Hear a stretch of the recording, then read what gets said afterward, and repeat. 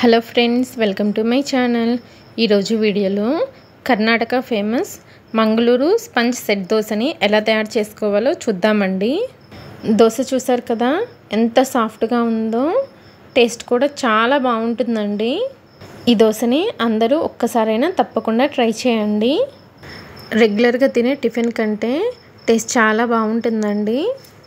ఇక లేట్ చేయకుండా Mangaluru spongy set దోశని ఎలా తయారు చేసుకోవాలో వీడియోలోకి వెళ్ళి చూసేద్దాము.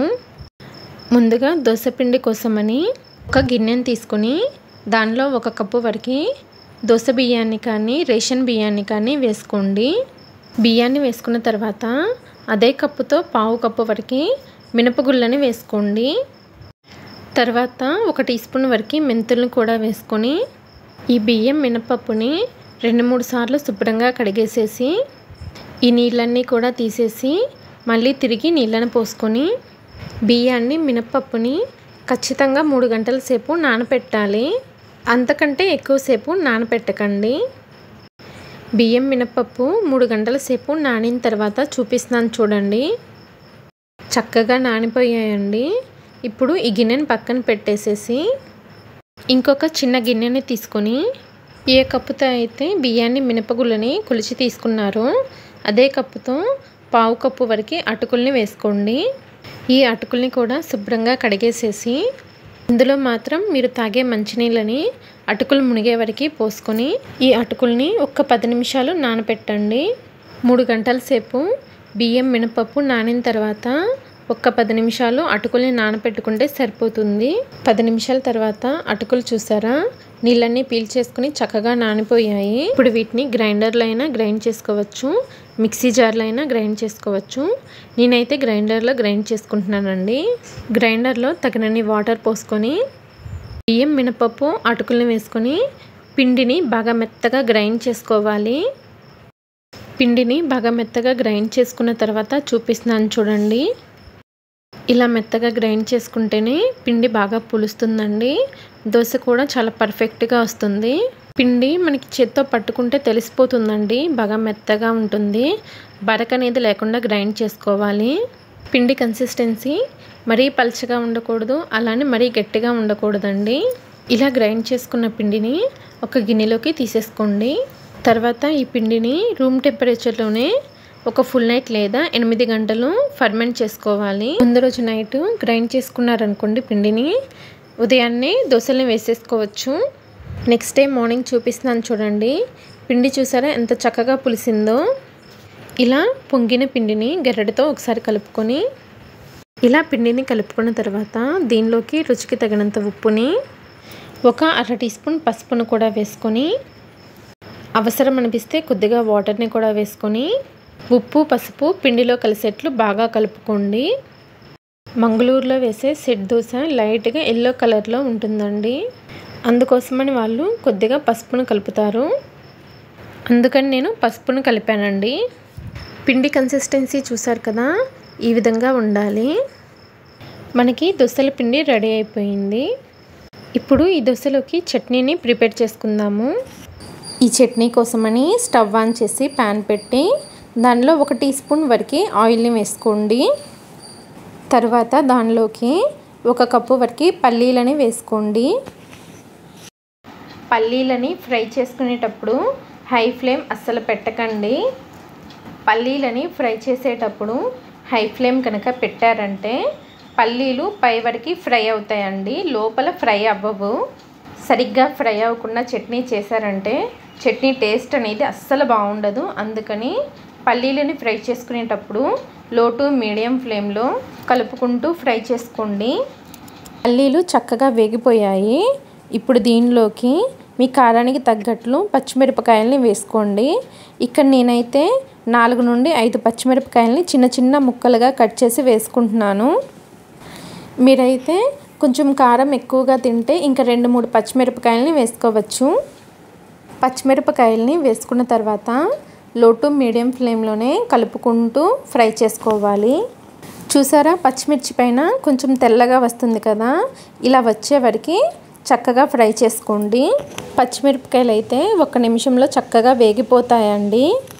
చూసారు కదా, పచ్చిమిరపకాయల పైన ఇలా తెల్లగా వచ్చిన తర్వాత ఇందాక మీరు ఏ కప్పుతో అయితే పల్లీలను వేసుకున్నారో అదే కప్పుతో 35 కప్పు వరకు పచ్చి కొబ్బరి ముక్కల్ని వేసుకోండి. ఈ పచ్చి కొబ్బరిని కూడా వేసుకున్న తర్వాత 1 నిమిషం వరకు కలుపుకుంటూ ఫ్రై చేసుకోండి. కొబ్బరిని మరీ ఎక్కువగా ఫ్రై చేయాల్సిన అవసరం లేదు. కొబ్బరిని 1 నిమిషం ఫ్రై చేసిన తర్వాత పైన పొట్టు తీసినటువంటి అల్లాన్ని 1 ఇంచు వరకు వేసుకోండి. తర్వాత దీనిలోకి 4 వెల్లుల్లి రెబ్బల్ని వేసుకోండి. అలాగే 1 రెమ్మ వరకు కరివేపాకు కూడా వేసుకోండి. తర్వాత దీనిలోకి 1 కప్పు వరకు శనగపప్పుని వేసుకోండి. వీటిని పుట్నాల పప్పు అని, వేయించిన శనగపప్పు అని కూడా అంటారండి. మీరు ఏ కప్పుతో అయితే వేరుశనగ పప్పుని మెజర్ చేసుకున్నారో అదే కప్పుతో శనగపప్పుని కూడా మెజర్ చేసుకోండి. తర్వాత దీనిలోనే ఒక చిన్న గోళీ సైజ్ అంతా చింతపండుని కూడా వేసుకోండి. చింతపండుని మరీ ఎక్కువగా వేసుకోకండి.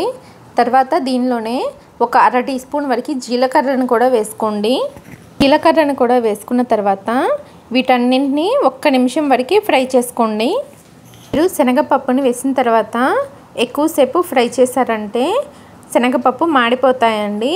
టేస్ట్ అనేది అస్సలు బాగుండదు. అందుకని శనగపప్పు వేసిన తర్వాత 1 నిమిషం ఫ్రై చేసుకుంటే సరిపోతుంది. అంటే శనగపప్పు కొద్దిగా వేడెక్కే వరకు ఫ్రై చేసుకుంటే సరిపోతుంది. వీటన్నింటినీ 1 నిమిషం ఫ్రై చేసుకున్న తర్వాత స్టవ్ ఆఫ్ చేసేసి వీటన్నింటినీ పూర్తిగా చల్లారనివ్వాలి. ఇవన్నీ పూర్తిగా చల్లారిన తర్వాత వీటిని ఒక మిక్సీ జార్లోకి తీసుకోండి. అలాగే మీ రుచికి తగినంత ఉప్పును కూడా వేసుకోండి. తర్వాత దీనిలోనే 1 మీడియం సైజు ఉల్లిపాయని ఇలా పెద్ద ముక్కలుగా కట్ చేసి వేసుకోండి. ఈ ఉల్లిపాయని వేసుకుని చట్నీ వేసుకోవడం వలన చట్నీ టేస్ట్ అనేది చాలా బాగుంటుందండి. అందుకని ఉల్లిపాయని ఖచ్చితంగా వేసుకోండి. తర్వాత చట్నీని గ్రైండ్ చేసుకోవడానికి తగినన్ని వాటర్ని వేసుకొని చట్నీని మరీ మెత్తగా కాకుండా కొద్దిగా బరకగా గ్రైండ్ చేసుకోండి. చట్నీని ఇలా బరకగా గ్రైండ్ చేసుకున్న తర్వాత మీరు ఏ కప్పుతో అయితే కొబ్బరి, శనగపప్పు, పల్లీలని మెజర్ చేసుకున్నారో అదే కప్పుతో అరకప్పు వరకు కొత్తిమీరని సన్నగా కట్ చేసి కాడలతో సహా వేసేసుకోండి. చట్నీని వేసుకున్న తర్వాత కొత్తిమీర వేసుకున్నాం కదా, ఈ కొత్తిమీరని మరీ మెత్తగా గ్రైండ్ చేసేసుకోకండి. గ్రైండ్ చేసుకున్న తర్వాత మనకి కొత్తిమీర లైట్గా తగులుతూ ఉండాలి. కొత్తిమీరని కూడా వేసుకున్న తర్వాత కొద్దిగా నీళ్ళని వేసుకొని చట్నీని గ్రైండ్ చేసుకోండి. ఇలా గ్రైండ్ చేసుకున్న చట్నీని ఒక గిన్నెలోకి తీసేసుకోండి. మనకి చట్నీ అయితే రెడీ అయిపోయింది.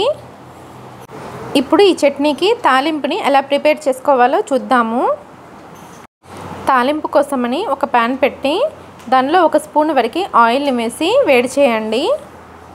నూనె వేడైన తర్వాత దీనిలోకి 1 స్పూన్ వరకు పోపు దినుసులు వేసి వేయించుకోండి. పచ్చిశనగపప్పు, మినపప్పు, ఆవాలు, జీలకర్ర అండి.